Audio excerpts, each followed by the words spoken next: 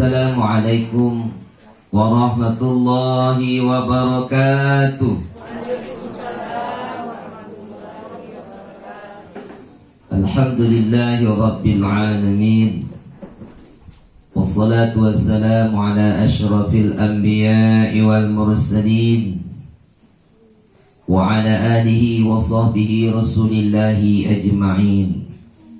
Asyhadu an la ilaha illallah wahdahu la syarika lah wa asyhadu anna Muhammadan abduhu wa rasuluh sallallahu alaihi wasallam la nabiyya ba'dah. Subhanaka la ilma lana illa ma 'allamtana innaka antal alimul hakim. Rabbi shrah li sadri wa yassir li amri wahlul 'uqdatam min lisani yafqahu qawli. Faqala Allah Ta'ala fil Qur'anil Karim, A'udzu billahi minasy syaithanir rajim. Bismillahirrahmanirrahim. Ya ayyuhalladzina amanu kutiba 'alaikumus shiyam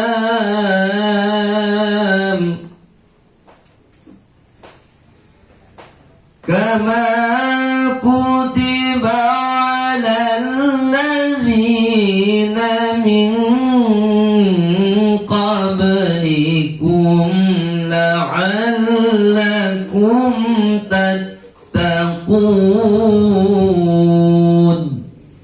Shadaqallahul azim. Yang sama kita hormati Sohibul Bait Bapak Yusuf Arman dan Ibu Dasmawati beserta keluarga.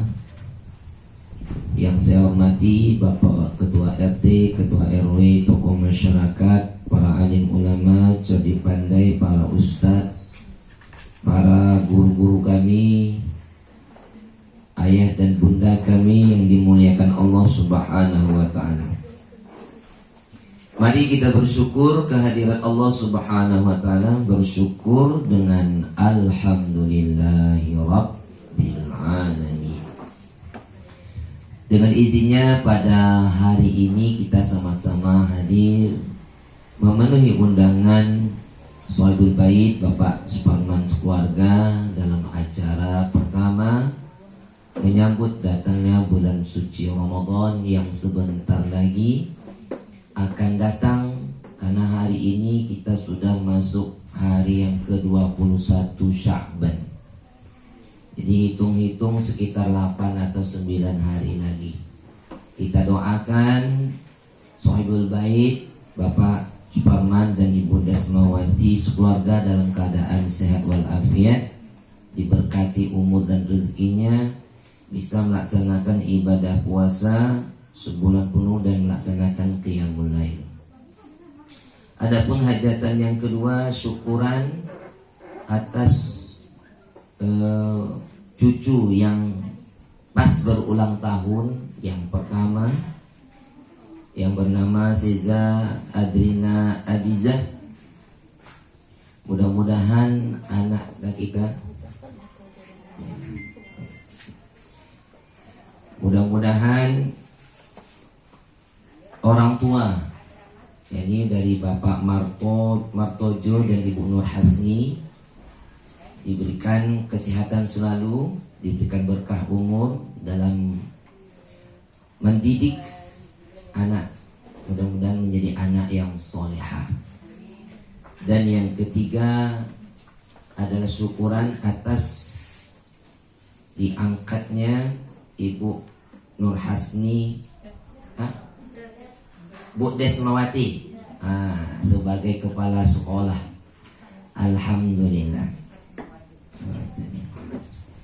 Mudah-mudahan Sohibul Bait mendapatkan berkah dari Allah Subhanahu wa ta'ala. Bersolawat buat Nabi Allah Muhammad sallallahu alaihi wasallam. Allahumma salli ala Sayyidina Muhammad wa ala ali Sayyidina Muhammad. Assalamualaikum ya Rasulullah. Kita mulai majlis ilmu ini dengan membaca bismillah. Bismillahirrahmanirrahim. Bapak Ibu orang tua kami yang dimuliakan Allah Subhanahu wa ta'ala, Di penghujung bulan Sya'ban, Nabi berada di atas mimbar. Ketika melangkah naik langkah pertama, Nabi mengucapkan amin. Langkah kedua, amin. Langkah ketiga, amin. Ketika selesai khutbah ditanya sahabat, "Ya Rasulullah, tadi kami mendengar engkau membaca amin sampai 3 kali. Ada apa ya Rasulullah?" Kata Nabi, malaikat Jibril datang. "Ya Muhammad, tidak akan diterima pahala puasa Ramadan seseorang sebelum sang istri meminta maaf kepada suaminya."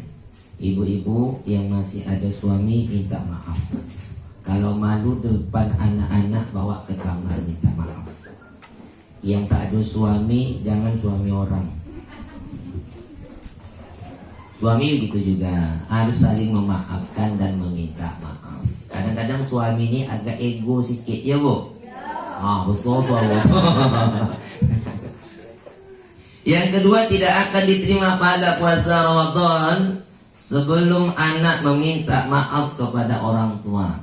Yang masih ada orang tua, minta maaf. Kalau jauh, telepon atau video call. Yang sudah meninggal dunia jangan ditelepon lagi. Kirim doa atau ziarah kubur. Biasanya menjelang Ramadan ini banyak orang pergi ziarah kubur. Yang ketiga, tidak akan diterima pahala puasa Ramadan sebelum dia meminta maaf sesamanya. Mungkin di sini Sohibul Bait, namanya manusia tidak pernah luput dari silap dan salah. Bapak Martojo MPD, Nurah Bunar Hasni SPD, serta Bapak Suwarman dan Dasmawati, mudah-mudahan kita dengan lapang dada untuk saling memaafkan. Mudah-mudahan dengan saling memaafkan ini, datangnya bulan suci, kita sudah suci terlebih dahulu saling memaafkan. Bukan ramai-ramai pergi ke sungai. Tapi sekarang susah nak pergi. Kumpul-kumpul itu dilarang sekarang. Bapak Ibu orang tua kami, Allah Subhanahu wa taala, kalau berbicara kita dengan datangnya bulan suci Ramadan, tentu kita sudah mempersiapkan segala sesuatunya. Apa yang harus kita persiapkan? Kalau Nabi di bulan Sya'ban ini, Nabi paling banyak puasa. Sehingga sahabat heran, kenapa engkau begitu banyak puasa di bulan ini ya Rasulullah? Ada apa ya Rasulullah? Kata Nabi, inilah bulan di mana orang tidak tahu keutamaannya. Orang banyak melupakannya, tapi aku tidak. Ada apa ya Rasulullah? Amalan kita diangkat malaikat, dilaporkan kepada Allah. Rekapitulasi amalan tahunan. Kita ini ada amalan mingguan diangkat pada hari Kamis, ada amalan tahunan diangkat di bulan Sya'ban. Wa uhibbu ayyurfa'a amali wa ana sha'im. Aku senang amalku diangkat ketika sedang puasa. Jadi bagi kita yang sudah terbiasa puasa sunat, Senin Kamis, Ayyamul Bid, puasa Daud, ketika masuk bulan Ramadan tidak menjadi masalah. Kenapa? Sudah terbiasa, sudah terlatih. Kalau nanti terbangun tak makan sahur pun tidak jadi masalah, karena sudah terbiasa. Yang menjadi masalahnya yang jarang puasa sunat. Jarang puasa sunat, masuk Ramadan, oh berat. Ditambah lagi tak bangun sahur, itu jam 9 pagi bawaannya udah mau mati. Dipanggil tak jawab itu. Kenapa? Alasannya karena tidak sahur, berat. Maka dari itu Bapak Ibu yang Allah Subhanahu wa taala, Nabi anjurkan kepada kita, karena puasa Ramadan itu dianjurkan kita untuk makan sahur. Tasaharu fa inna fi sahuri barakah. Bersahurlah kamu karena sahur itu ada berkah. Apa berkahnya? Pertama, untuk kekuatan fisik. Kalau kita makan sahur, otomatis kita siap untuk melakukan puasa di siang hari dengan kekuatan fisik. Kapan batas waktunya? Batas waktunya adalah ketika azan. Jadi Bapak Ibu, batas makan itu adalah azan. Ya kan? Sekarang dibuat waktunya imsak 10 menit sebelum waktu azan. Itu dari mana istilahnya? Saya sampaikan terlebih dahulu. Batas makan itu memang azan pertama.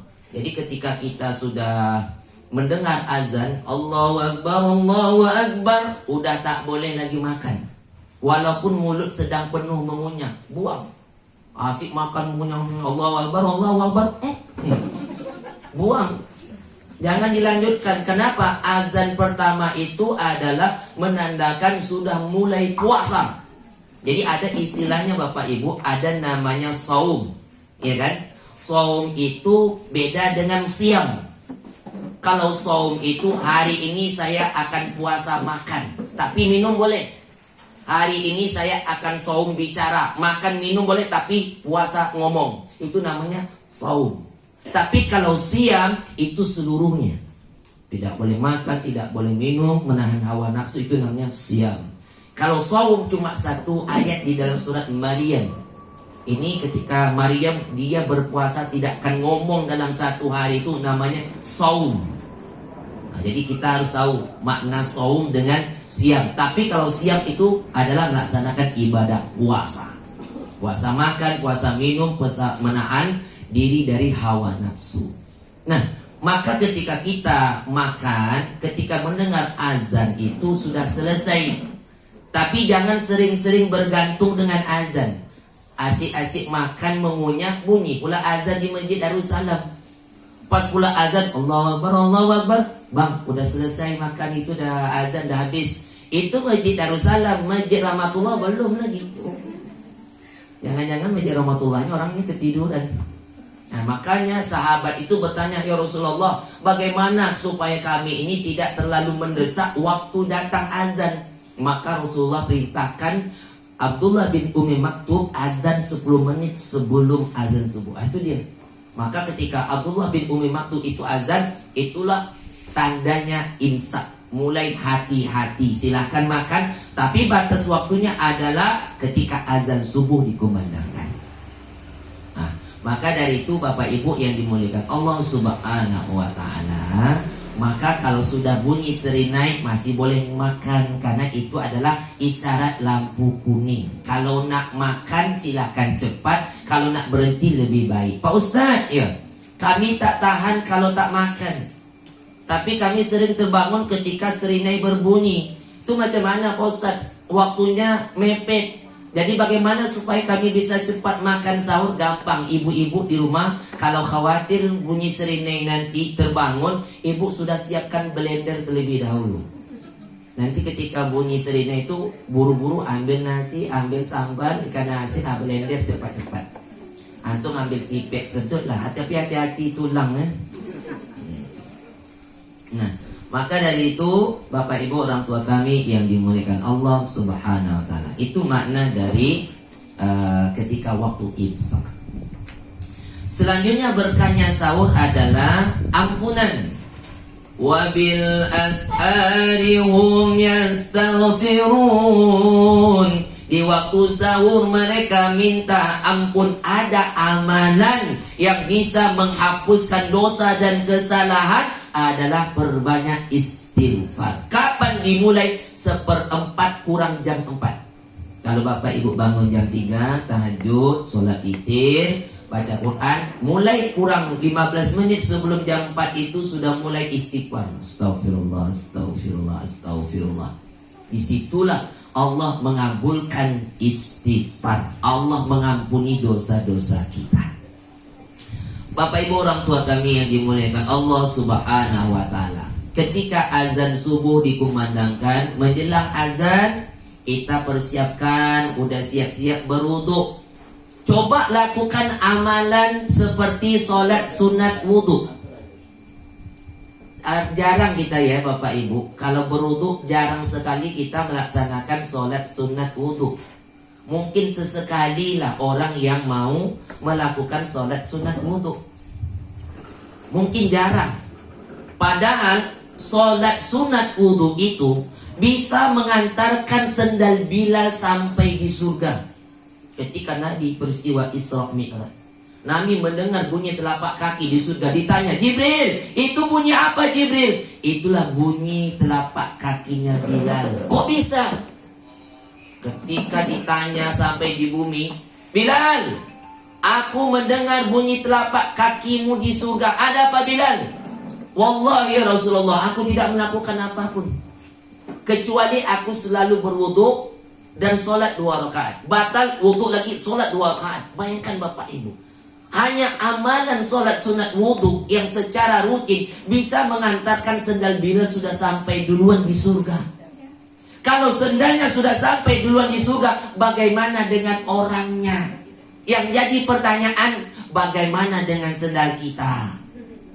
Nah itu nih. Mungkin sendal kita lebih mahal dari Bilal kan? Tapi sendal Bilal kok bisa berbunyi Pak? Sendal kita mahal-mahal pun tak bisa berbunyi. Mungkin sendal Bilal itu sama dengan sendal yang ketika di tempat wudhu masjid itu kan ada sendal wudhu kan? Tapi yang berjalan berbunyi itu Pak, kelepak, kelepuk, kelepak, kelepuk itu kan? Nah itu berbunyinya. Tapi kalau sendal yang swallow-swallow tak berbunyi. Lebih mahal sendal kita dari baju, lebih mahal sendal kita dari mukena. Cobalah sendal yang mahal-mahal itu bawa ke masjid. Sendal mahal bawa ke masjid, keluar masjid hilang, mengamuk. Siapa yang malingnya? Kurang ajar. Kenapa Pak? Bu, sendal saya mahal, Pak Ustaz, hilang. Kurang ajar tuh maling. Tak tahu dia. Harusnya jangan marah, diikhlaskan saja, karena tak akan mungkin pulang. Kenapa diikhlaskan? Bisa jadi sendal yang sampai sudah di masjid itu akan sampai ke surga duluan. Kenapa? Karena sendal itu sudah dibawa sampai ke masjid. Yang jadi pertanyaan, sendal mahal-mahal di rumah tak pernah sampai ke masjid, termasuk orangnya juga.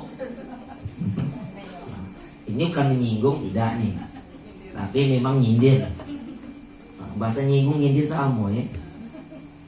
Maka dari itu Bapak Ibu orang tua kami yang dimuliakan Allah Subhanahu wa taala, coba kita praktekkan amalan yang simple tapi bisa mengantarkan kita menuju surganya Allah. Azan.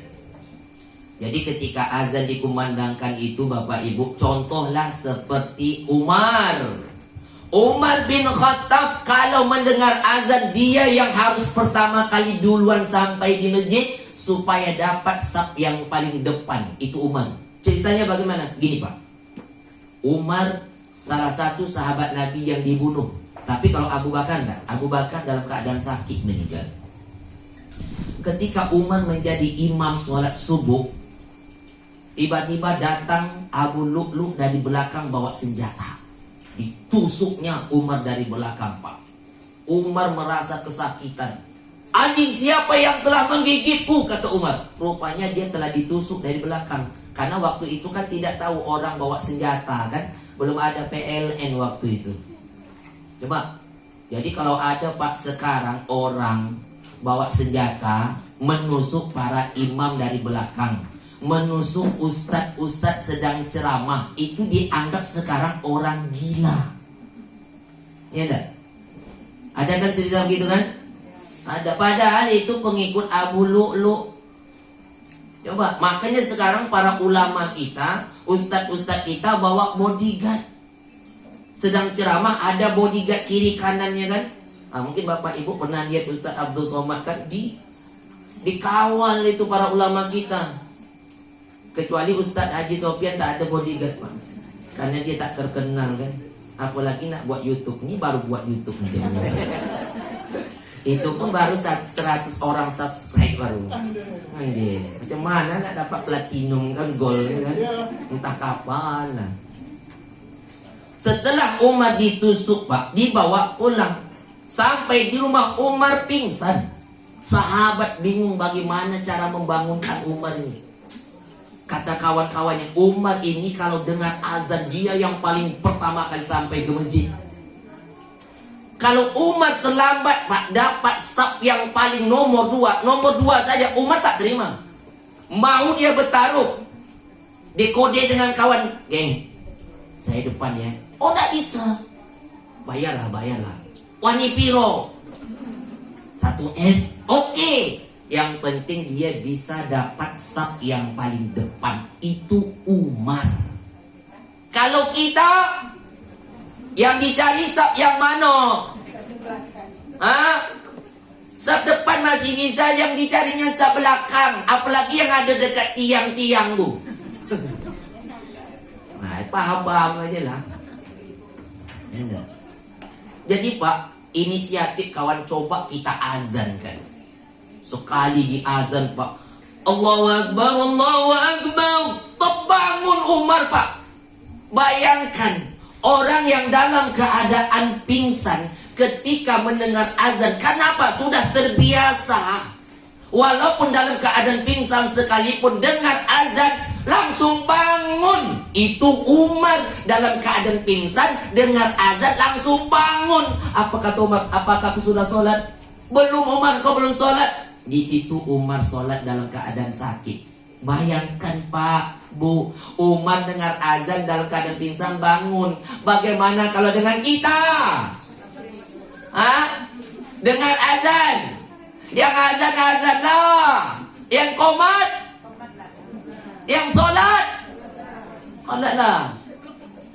Masih panjang waktunya lah. Saya pernah di masjid dulu Pak, waktu masih kuliah dulu, tinggal masjid, subuh azan. As-salatu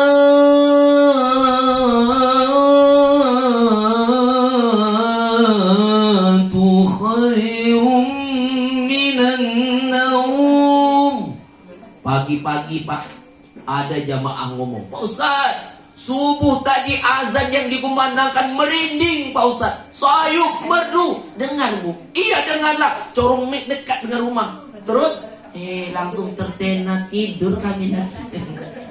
Kurang ajar nih. Sudah dengar azan bagus pun tidur pula dia. Itu dia. Nah, maka dari itu Bapak Ibu orang tua kami yang dimuliakan Allah Subhanahu wa taala, kalau ingin rezeki kita lancar, kalau ingin kita mendapatkan kemudahan, pertolongan selalu dari Allah, ketika hayya 'alas shalah, siap, tinggalkan urusan dunia. Jadi, datang kita ke masjid, man shallal subhi fi jama'ah faka'annama qama laila kullah. Barang siapa solat subuh secara berjamaah, maka seolah-olah dia solat sepanjang malamnya. Tapi ada keutamaan solat sunat sebelum subuh, qabliyah, solatul fajr. Nah, rakaat al-fajri khairu minad dunya wa ma fiha. 2 rakaat sunat fajar lebih baik daripada dunia dan seisinya. Habis solat subuh kita kerjakan lagi syuruk. Man shallal ghadata fi jamaah, siapa yang solat subuh secara berjamaah, summa qa'ada yadhkurullah, kemudian duduk berzikir mengingat Allah, mau baca Quran, mau zikir, dengarkan tausiah, hatta tatlu asyamsu, sampai terbit matahari waktu syuruk. Masuk waktu syuruk, lewatkan dari 15 menit dari waktu itu. Summa shalla rak'ataini, kemudian solat 2 rakaat. Usolli sunnatan isyraq rak'ataini lillahi ta'ala, kana lahu ka'ajri hujjat wa umrah, maka dapat pahala seperti ibadah haji dan umrah. Tamah, sempurna. Sampai nanti waktu duha silakan. Sampailah 1 hari sampai ke petang. Inilah yang disebut dengan man shoma Ramadan imanan wa ihtisaban ghufira lahu ma taqaddama min dhanbi. Barang siapa yang berpuasa di siang hari di bulan suci Ramadan karena iman dan mengharap balasan dari Allah, ghufira lahu ma taqaddama min dhanbi, Allah ampuni dosa-dosanya yang telah lalu. Yang merasa terpanggil untuk melaksanakan ibadah puasa, khususon orang-orang yang beriman. Karena banyak orang yang mengaku Islam, ketika dapat perintah solat tak solat, ketika ada perintah puasa tidak puasa. Ada tak orang macam itu? Mana dia orang? Oh, tidak ada di sini. Sampai waktu ke petang, lebihkan si makanan kita buat berbagi dengan tetangga. Idza tabakhta fa'akthir ma'aha. Ya Aisyah, kalau masak tolong lebihkan kuah, bagi dengan tetangga. Walaupun hanya berbagi kuah. Ya, jangan ibu masak rendang yang diantar dedaknya, tak boleh. Sampai waktu malam, man qama Ramadan imanan wa ihtisaban ghufira lahu ma taqaddama min dhanbi. Barang siapa yang mendirikan malam-malam Ramadan karena iman dan mengharap balasan, dengan melaksanakan sholat tarawih, witir, baca Quran, sedekah, infak, wakaf, ghufira lahu ma taqaddama min dhanbi, Allah ampuni dosa-dosanya yang telah lalu. Bapak Ibu orang tua kami yang dimuliakan Allah Subhanahu wa taala. Karena kalau kita lihat masing-masing itu ada di tempat-tempat masjid ala sholat tarawih, ada yang 11, ada yang tarawih 23, ada yang 33. Kalau 11 itu Rasulullah yang buat, kalau 23 Abu Bakar yang buat, kalau 33 itu Umar ibnu Abdul Aziz yang buat. Kalau Nabi buat 11 rakaat, rakaat pendek ayatnya panjang. Yang dibaca rakaat pertama Al-Baqarah, rakaat kedua Ali Imran, rakaat ketiga An-Nisa. Maka ayat yang dibaca panjang, rakaatnya dipendekkan. Cobalah Masjid Darussalam buat satu rakaat Al-Baqarah, rakaat kedua An-Nisa. Satu malamnya bertahan. Habis itu malam kedua tinggal Pak Imam dengan Pak Bilalnya. Maka Abu Bakar buat alternatif bagaimana ayatnya dipendekkan, rakaatnya yang dipanjang sampai 23 kan? Tapi Umar ibnu Abdul Aziz dibuat panjang rakaatnya, ayatnya pendek. Tapi sekarang masyarakat kita sudah pintar semua memilih. Yang dicari masjidnya rakaatnya pendek, ayatnya pendek. Mana-mana macam itu. Coba kalau sempat awak yang diundang kan, Ustaz Haji Sofyan jadi imam. Apa kata jemaah? Belum jadi imam lagi Ustaz Sofyan tu kalau jadi imam, ayatnya panjang, lama dia solat tu. Rupanya memang dibuktikan.